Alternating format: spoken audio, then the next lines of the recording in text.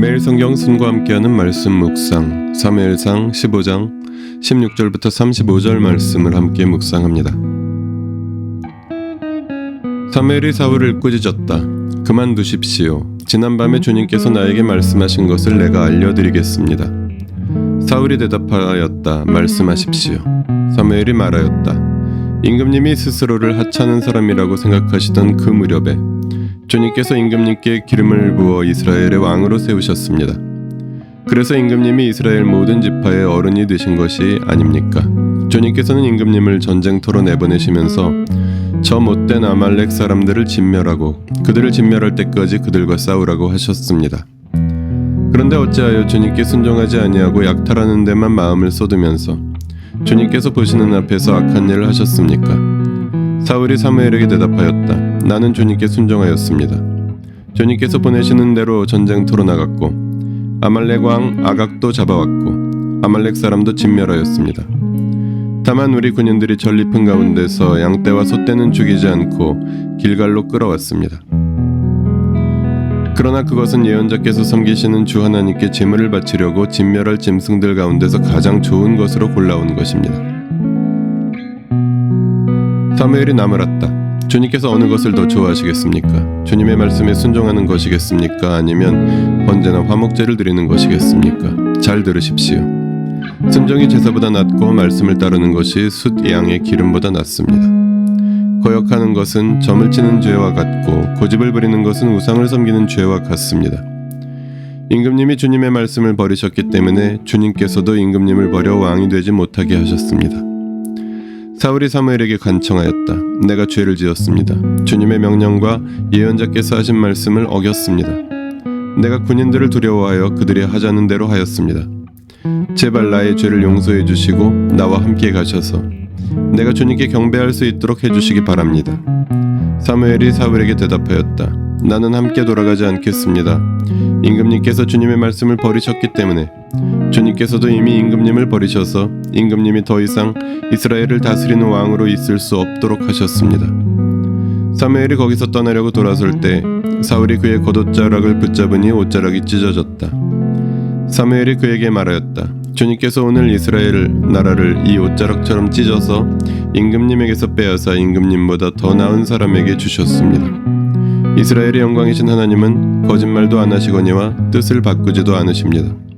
하나님은 사람이 아니십니다. 그러므로 하나님은 뜻을 바꾸지 않으십니다. 사울이 간청하였다. 내가 죄를 지었습니다. 그러나 나의 백성 이스라엘과 백성의 장로들 앞에서 제발 나의 체면을 세워주시기 바랍니다. 나와 함께 가셔서 내가 예언자께서 섬기시는 주 하나님께 경배할 수 있도록 하여 주십시오. 사무엘이 사울을 따라 돌아가니 사울이 주님께 경배를 드렸다. 사무엘이 아말렉의 아각 왕을 끌어내라고 명령하였다. 아각은 행여 죽을 고비를 넘겼나 싶어 좋아하면서 사무엘 앞에 나왔다.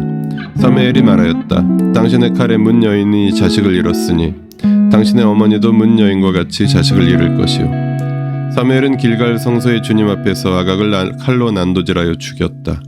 그런 다음에 사무엘은 라마로 돌아갔고 사울은 사울 기브아에 있는 자기 집으로 올라갔다. 그 다음부터 사무엘은 사울 때문에 마음이 상하여 죽는 날까지 다시는 사울을 만나지 않았고 주님께서도 사울을 이스라엘의 왕으로 세우신 것을 후회하셨다.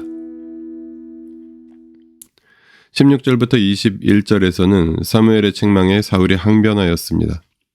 하나님의 말씀을 대언한 사무엘의 책망에 사울이 항변합니다. 항변의 요지는 자기 잘못이 아니라 백성의 잘못이며 그 목적도 제사를 위해서라는 것입니다. 21절부터 31절에서는 사울이 죄를 인정하고 체면을 세워달라 간청하였습니다. 주님이 제사보다 순종을 좋아하신다는 사무엘의 말로 사울의 항변 논리가 깨어지자 사울은 죄를 인정하면서 왕의 체면을 세워달라고 간청하였습니다. 32절부터 35절에서는 사무엘이 아각을 처형하였습니다. 사무엘이 아각을 처형하고 라마로 돌아갔으며 다시는 사울을 만나지 않았습니다.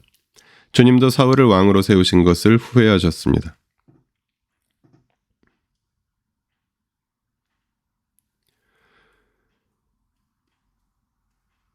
정교한 논리가 아니라 전적인 순종. 사울에게는 나름의 논리가 있습니다. 백성의 의견을 수렴했다는 상향식 의사결정. 그리고 그 가축들의 용도가 예배용이었다는 합리화입니다. 그러나 하나님은 사울의 합리화 논리를 깨뜨리셨습니다. 정말 백성의 의견을 수렴해서 한 일이라 해도 그것이 하나님의 명령과 다르다면 불순종일 뿐입니다.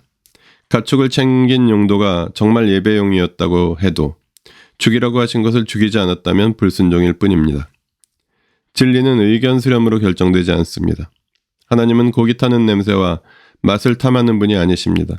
게다가 사울의 합리적 논리 이면에는 자신의 욕망과 비겁함이 교묘하게 감추어져 있습니다. 하나님의 말씀 앞에서 이런 교묘한 논리는 설 자리가 없습니다. 그리스도인에게 필요한 것은 정교한 논리가 아니라 하나님께 대한 전적인 헌신과 순종입니다. 그 기준이 바로 진리의 말씀입니다.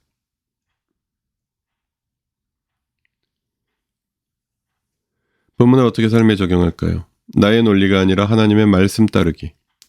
학력이 높아지고 인터넷의 발달로 인해 자신의 논리를 세워서 주장하지 못하는 사람은 없습니다. 논리적이라고 해서 그것이 곧 진리는 아닐 수밖에 없는 것이 모든 논리 전개에는 의도가 있기 때문입니다. 논리는 포장에 불과하고 결국은 의도를 따르게 되어 있습니다.